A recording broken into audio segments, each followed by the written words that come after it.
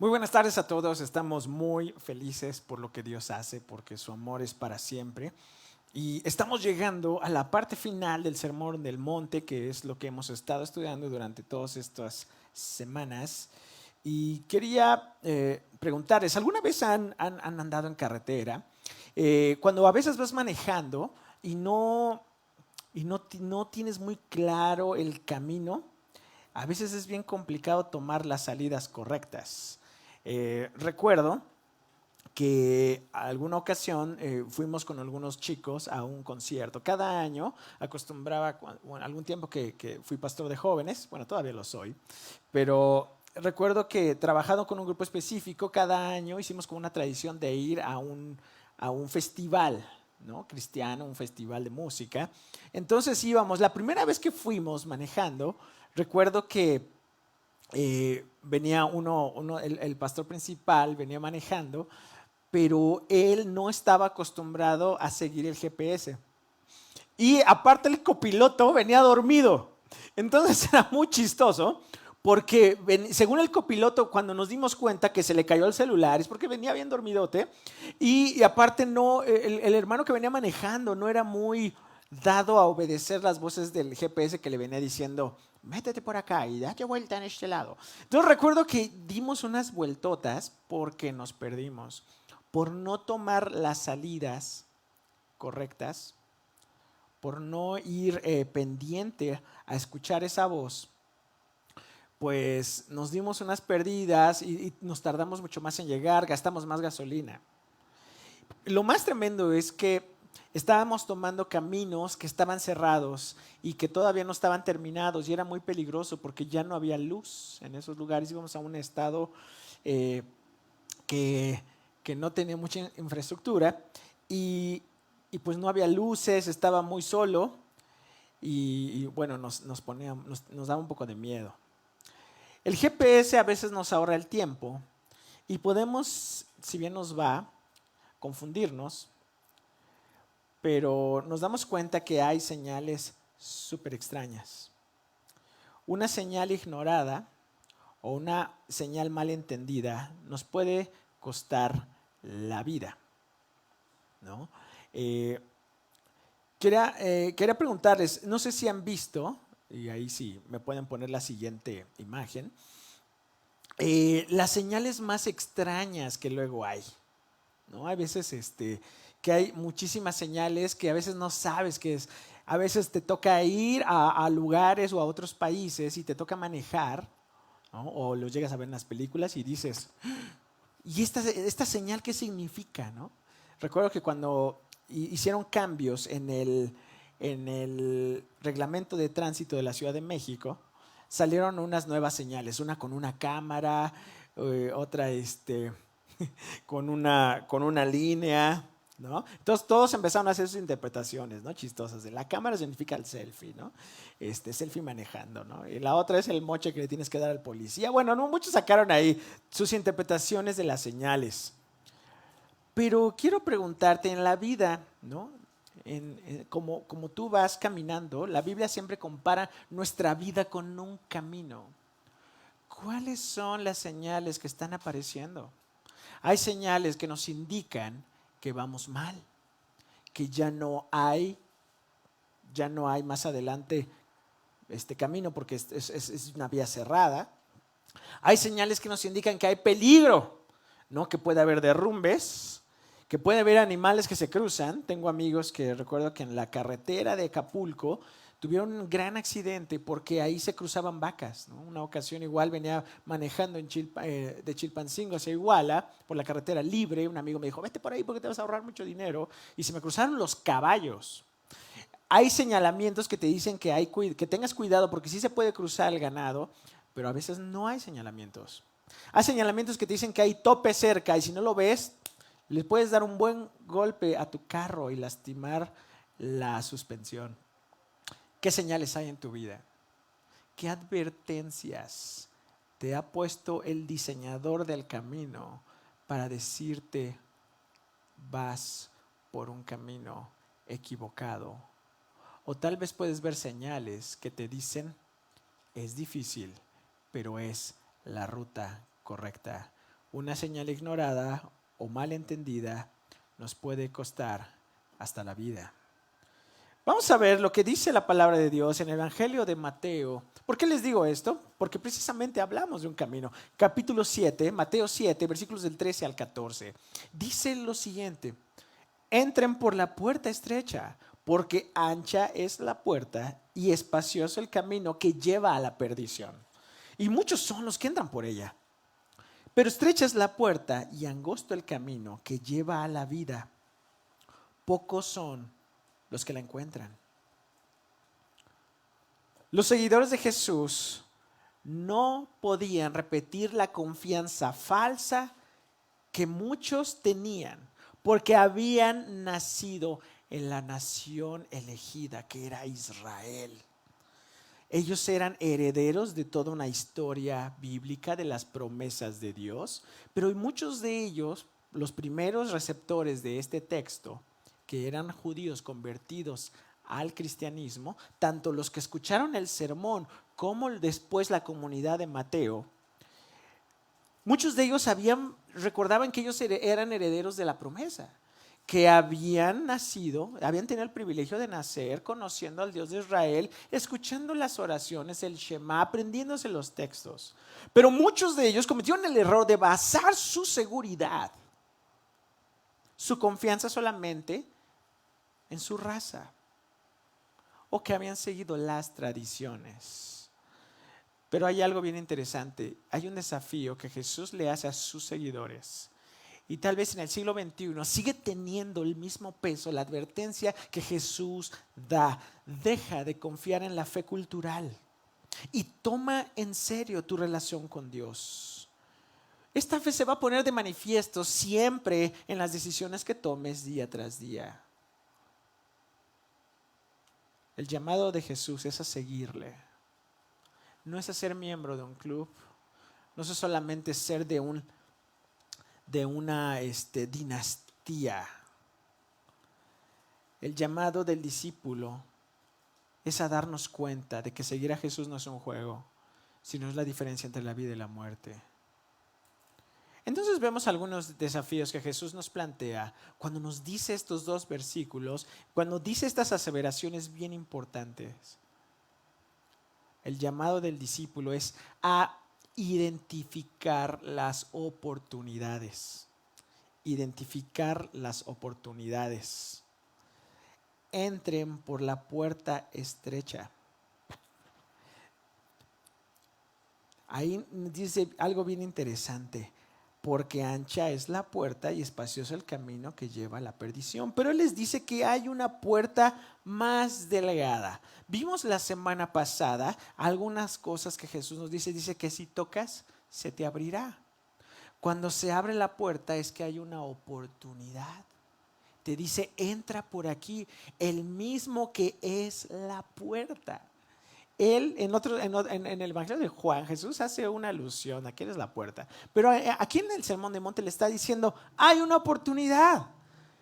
Cuando alguien te abre la puerta, debes de entender que no ha sido porque la empujaste, porque era imposible que tú la abrieras, por eso tuviste que tocar.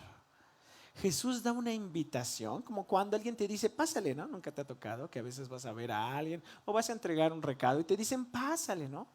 Y a veces siéntate y tómate tu refresco y todo. Y ay, yo nada más venía a preguntar si aquí era donde vendían no sé qué, ¿no?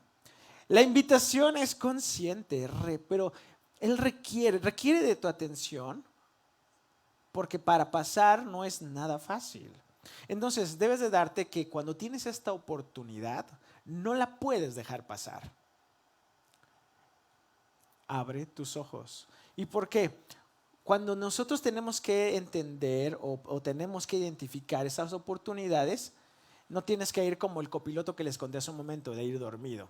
Y como dice ahí la diapositiva, esto requiere diligencia, ¿no? Es muy fácil querer vivir una religiosidad sin compromiso, una fe de juego, ¿no? No tomarse en serio el evangelio es como decir, bueno, pues sí está muy bonito, pero pues tomárselo muy en serio es como ser fanático, ¿no? Pero cuando te habla que requieres diligencia, es que si la vida es como un camino, tienes que fijarte por dónde vas. Por eso Jesús les dice, te doy esta advertencia, entra por la puerta que está pequeña. Cuando alguien te da una dirección, bueno, tienes que dar vuelta a la derecha y luego tienes que ir por acá y luego ves esa vía grande, no la tomes, toma la otra. Jesús te dice, fíjate por dónde vas. Dirígete al mejor camino, a la mejor opción. Y cuando tú te quieres dirigir a la mejor opción, tienes que fijarte.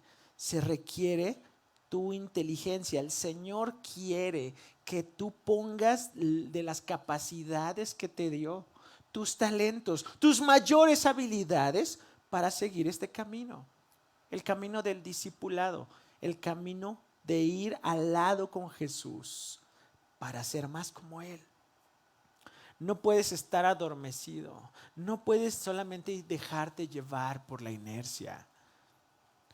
Proverbios 14:15 dice, el ingenuo cree todo lo que le dicen. El prudente se fija por dónde va.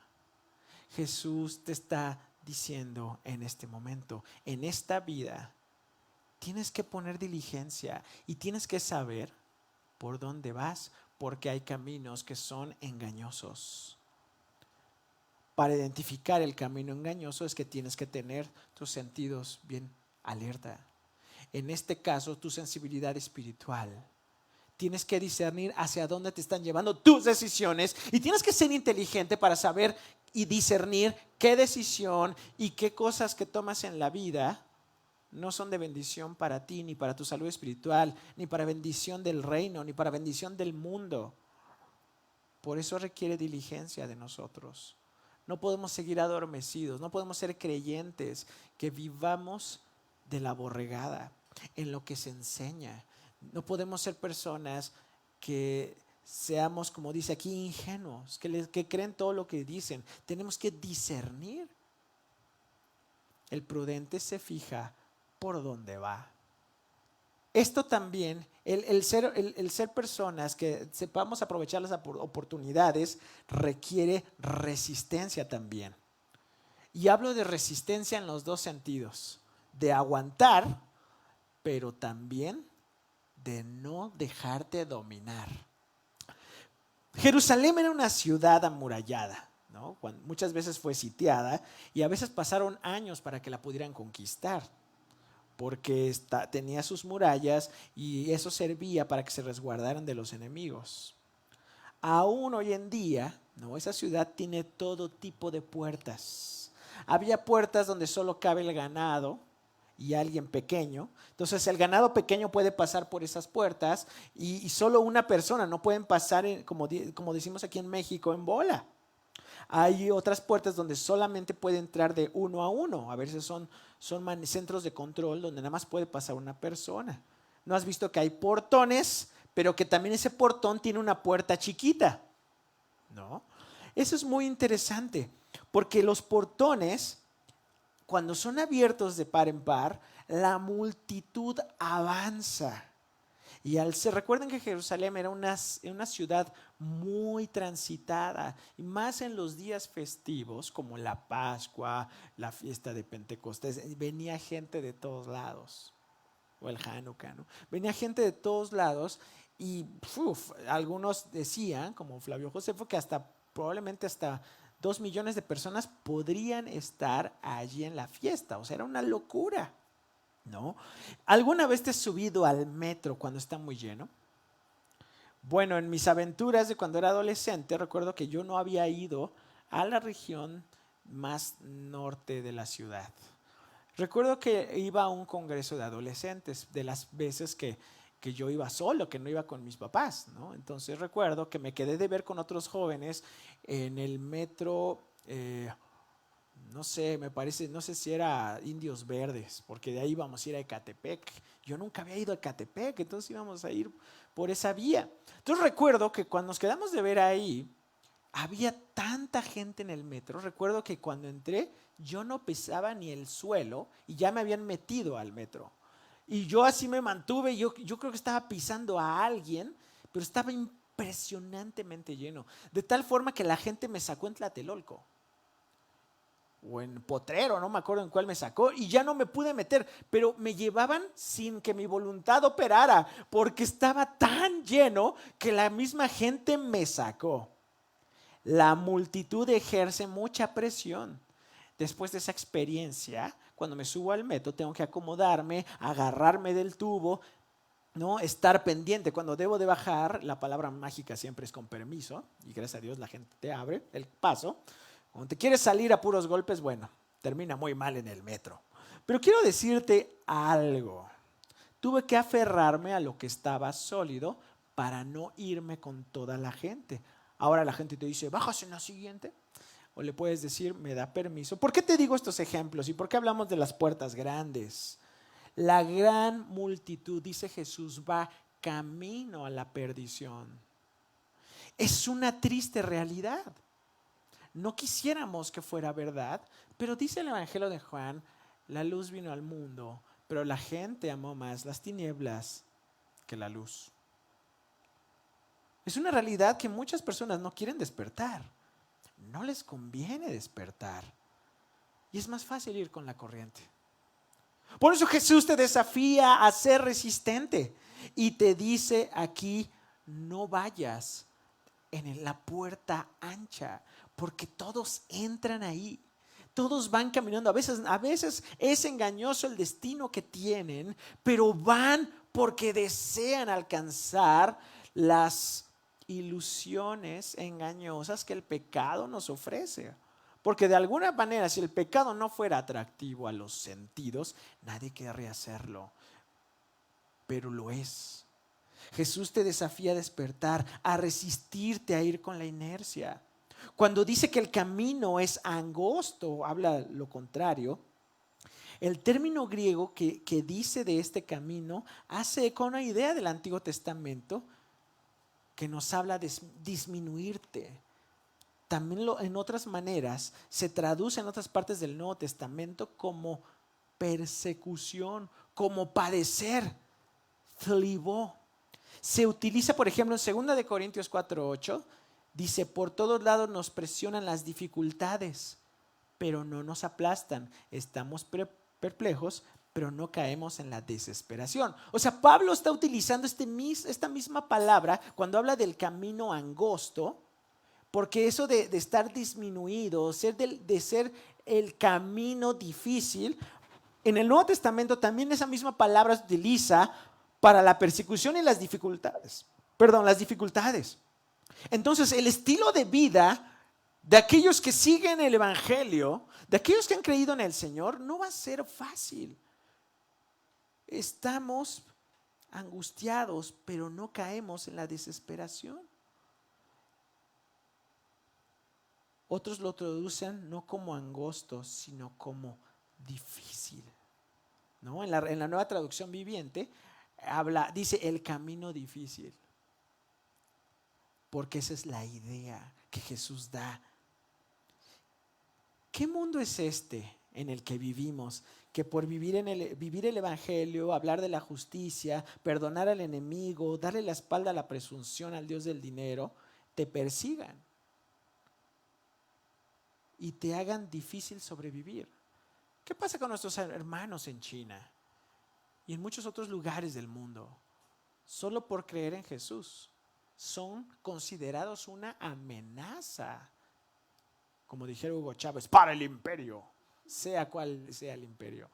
Pero siempre el cristianismo va a ser así. Va a ser una amenaza para el sistema que el pecado ha construido alrededor de cualquier ideología, política o económica. Siempre el cristianismo va a ser incómodo en cada generación. Según datos, la fe cristiana es la única fe que ha sido perseguida desde su inicio hasta el día de hoy.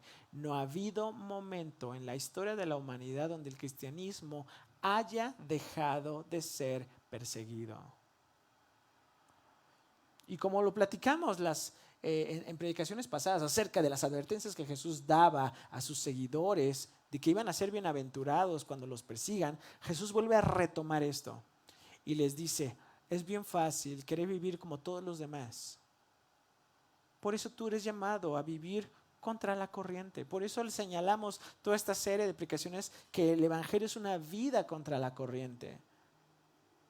Por eso no vamos a ver los grandes números. A veces estamos nosotros bien acostumbrados a medir el éxito por los parámetros del mundo. Pero Jesús dijo, eso es todo lo contrario. Las grandes multitudes son las que van a la perdición. Lo expresaba Dietrich Bonhoeffer, que fue un pastor que estaba dando clases en Estados Unidos. Era un pastor, se va a escuchar muy chistoso, pero es un pastor de Alemania, un pastor alemán. Era un académico, estaba en el seminario dando clases en Estados Unidos, pero él, al ver cómo la cristiandad alemana se asoció ideológicamente con Hitler, tanto católica como protestante, él se horrorizó y dijo, no es posible que nosotros los voceros de Cristo estemos legitimizando el pecado y la injusticia. Entonces él regresó a Alemania y empezó a organizar a la iglesia y fundó un movimiento con los cristianos que dijeron, nosotros no nos vamos a alinear al régimen nazi. Nosotros vamos a proteger a los judíos, a los testigos de Jehová, a los gitanos, ¿no? Aunque no crean igual que nosotros, pero son seres humanos y Dios los ama. Dijo lo siguiente, él escribió bastantes libros, algunos los escribió desde la cárcel, y escribe lo siguiente, el resto del mundo son muchos, siempre serán muchos, haciendo un comentario sobre este pasaje, pero están en el camino de la perdición. ¿Cómo adquiere sentido cuando se está dando cuenta que la gran mayoría, aún de creyentes, estaban ellos del lado de los nazis? Y estaba diciendo, esto es una realidad, dice, el único consuelo que tienen los discípulos ante esta expectativa es la promesa de vida y compañerismo eterno con Jesús. Pero es una gran realidad que cuando no somos diligentes, cuando no estamos nosotros apegando nuestras decisiones, nuestra espiritualidad al Evangelio y no discernimos lo que nos dicen, podemos ir caminando hacia el error, hacia el fracaso en todos los sentidos. Y el más fuerte es un fracaso espiritual. Porque en un momento los nazis le dieron una aparente prosperidad a la gente. ¿A costa de qué? A costa del homicidio, del genocidio más bien, a costa de muchas cosas. Por eso cuando él se opone al abuso y persecución de los judíos, de los gitanos, de los que comenté hace un momento, quiero decirte que él fue ahorcado por el régimen nazi 15 días antes de que entraran los aliados a Alemania. Requiere que seamos personas que resistamos, que nos resistamos a ir contra la corriente, que resistamos las pruebas, que seamos diligentes. El aprovechar las oportunidades también requiere convicción. Jesús, al hacer este señalamiento, también, como les dije hace un momento, le da un golpe duro al nominalismo. ¿Qué es eso? Que solamente soy creyente de nombre. Hoy en día, eso es lo que le llamamos, yo escuchaba a un académico español que decía, yo soy cristiano cultural. ¿No? Es un gran problema que tenemos hoy en día para las naciones cristianas. O es un problema que repetimos cuando somos cristianos de segunda generación o de tercera. ¿No? Que nuestros padres fueron creyentes, nuestros abuelos, ¿no? Muchos de ustedes a lo mejor que me escuchan dicen, wow, mi abuelo fue pastor o mi padre fue un gran líder de jóvenes, fue parte del esfuerzo cristiano, fue parte de la liga de jóvenes de tal denominación. Y tal vez a ti te toca ser un creyente de tercera o de segunda generación o algunos hasta de cuarta generación. Pero quiero decirte algo, a veces nosotros hemos escuchado esas cosas grandes, la fe que tenían nuestros abuelos, pero tal vez no es lo que tú estás viviendo el día de hoy. Porque si has escuchado y has vivido de esos recuerdos, pero quiero decirte algo.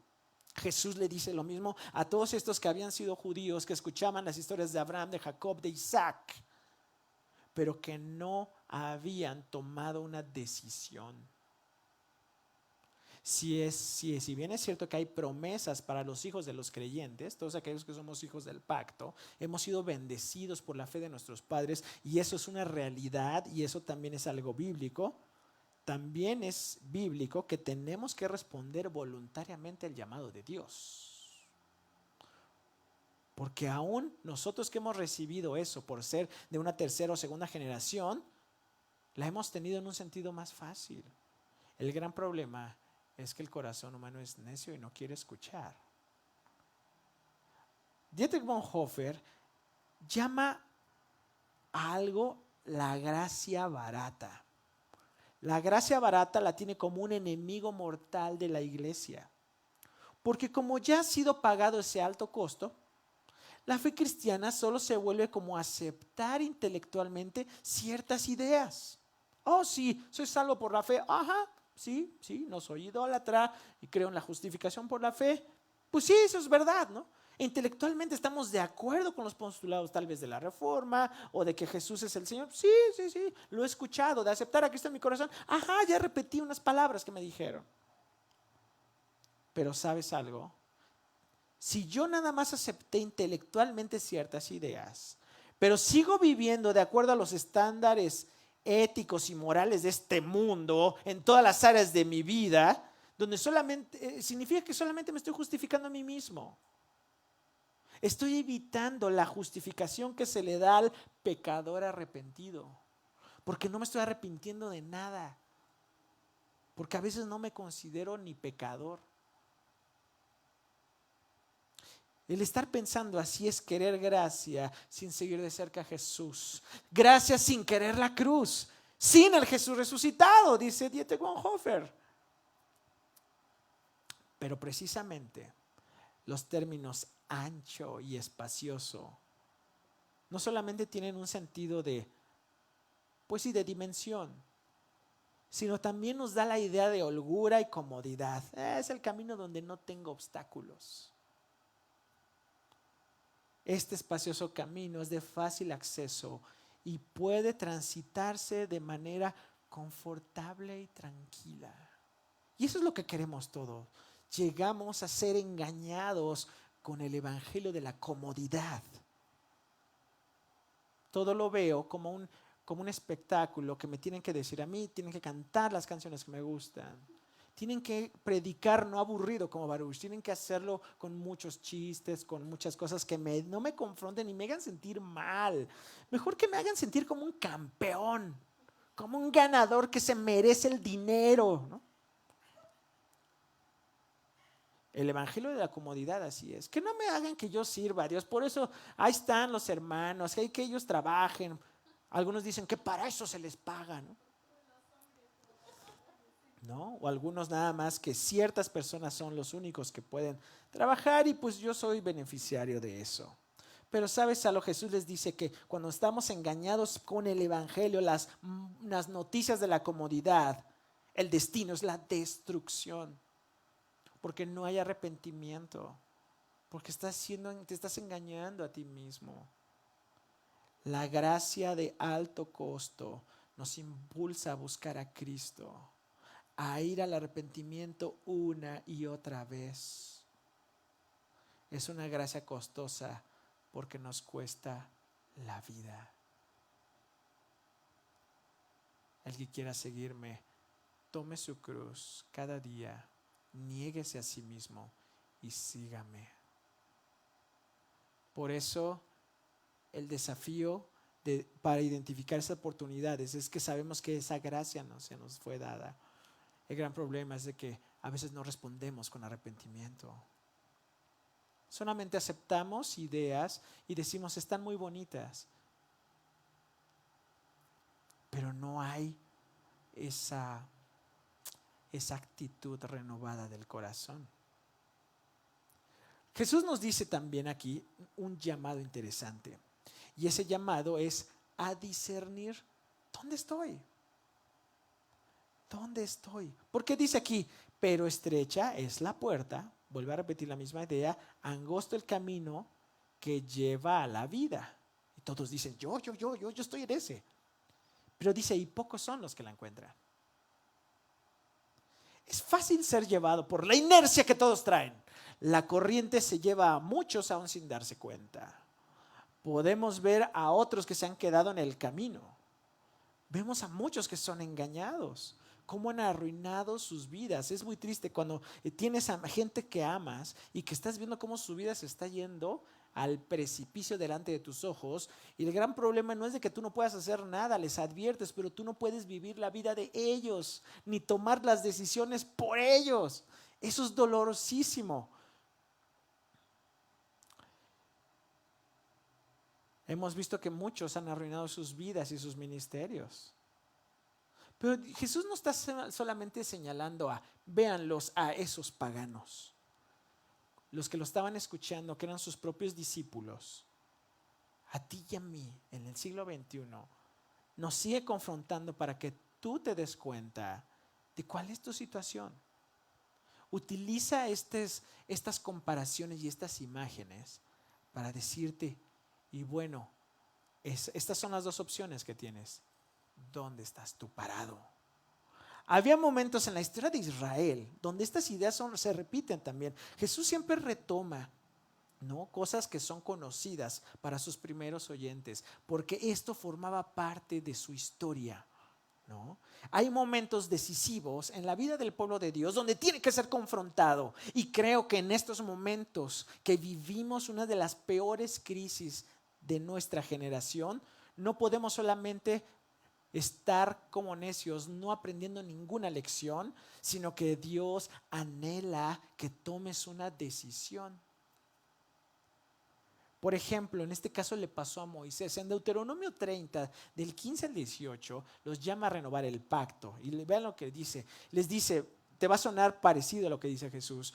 Hoy te doy a elegir entre la vida y la muerte, entre el bien y el mal. Hoy te ordeno que ames al Señor tu Dios, que andes en sus caminos y que cumplas sus mandamientos, preceptos y leyes. Así vivirás y te multiplicarás. Y el Señor tu Dios te bendecirá en la tierra de la que vas a tomar posesión. A él les dice, hay dos caminos. Hace la misma alusión. Yo te ordeno que tomes este. Pero cuando leemos la historia, muchos tomaron otro. Aún viendo todas las cosas que Dios les dio, los milagros, la provisión, muchos tomaron otro camino. Es más, no había pasado ni siquiera mucho tiempo de que habían salido de Egipto y ya querían tomar otro camino. La idea del camino tiene que ver mucho de cuando Dios libera a su pueblo de la esclavitud y los lleva a la tierra prometida. Y esa idea es la vida del ser humano en su relación con Dios. Él te libera del pecado y todo lo que tienes como vida, el discipulado, es el camino siguiendo a la nube, siguiendo a Jesús, que es Dios entre nosotros y caminando hacia la consumación. El gran problema es que aún estando presente entre nosotros, queremos ignorarle.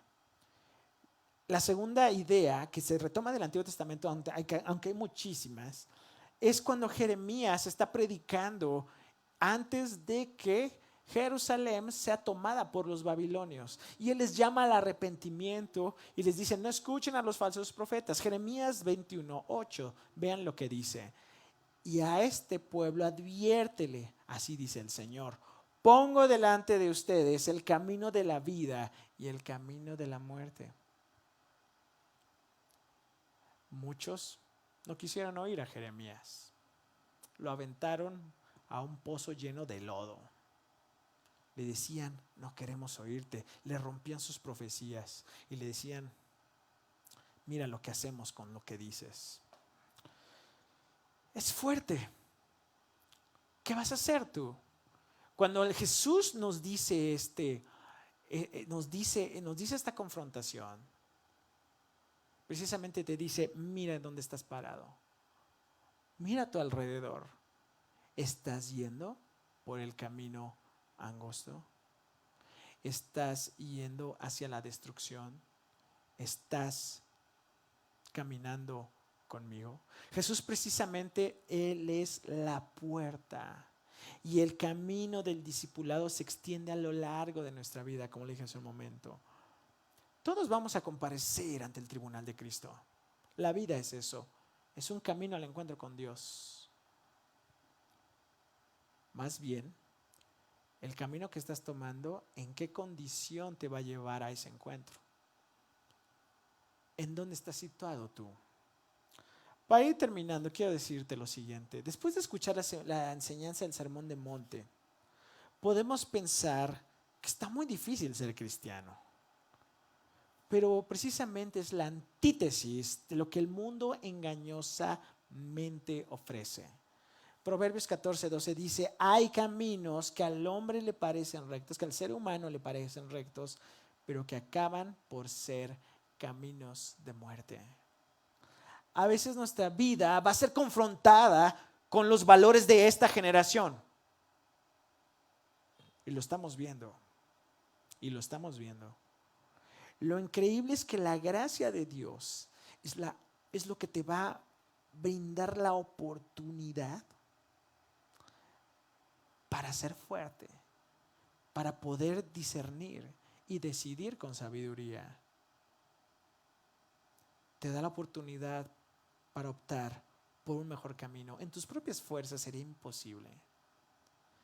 Pero con el poder de Dios, esto puede ser una realidad.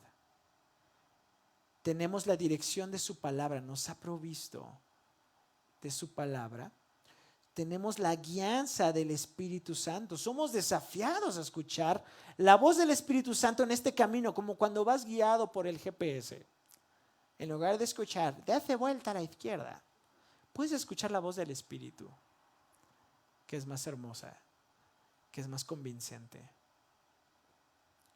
O la otra es que tú puedes ignorarla, hacer caso omiso al consejo de Dios. A veces Dios te habla a través de otras personas, te habla a través de las circunstancias, pero tú que haces caso omiso y sabes que puede llevarte a un camino que lamentarás haber tomado. No te dejes engañar por la falsa idea de decir: voy a vivir como quiera y antes de morirme me voy a arrepentir. Así decían muchas personas, pero quiero decirte que no tuvieron esa oportunidad, porque nunca sabemos en qué condiciones vamos a terminar este camino. Pero en lo que llevas, pregúntate: ¿qué camino estás transitando? ¿A dónde te está llevando? En términos prácticos, ¿qué significa estar optando por Jesús cada día?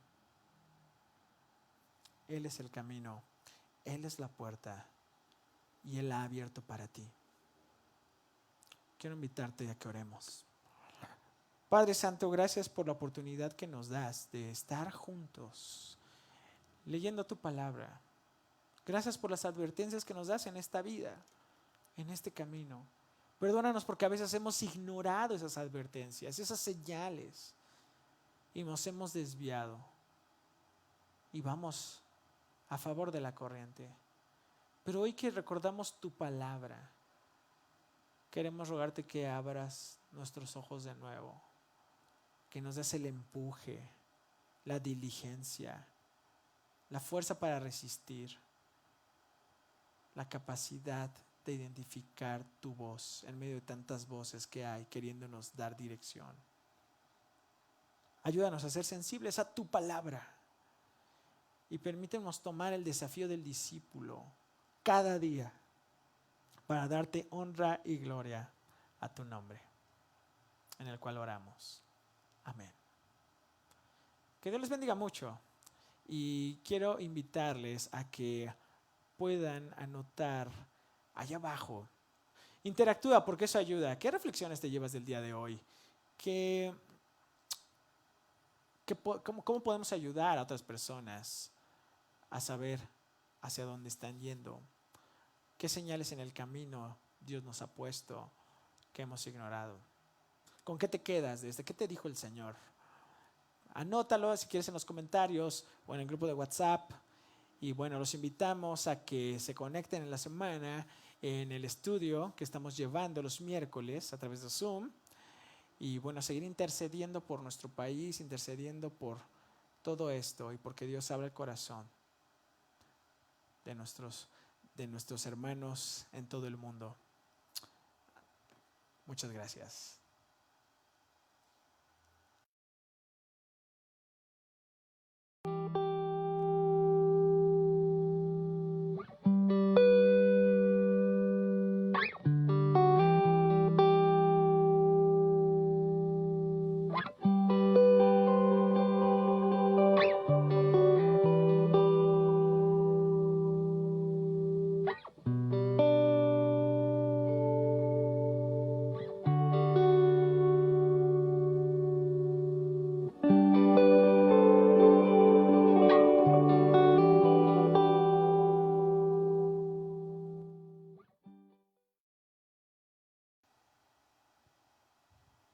Hola, bueno, pues otra vez para decirles que los extrañamos.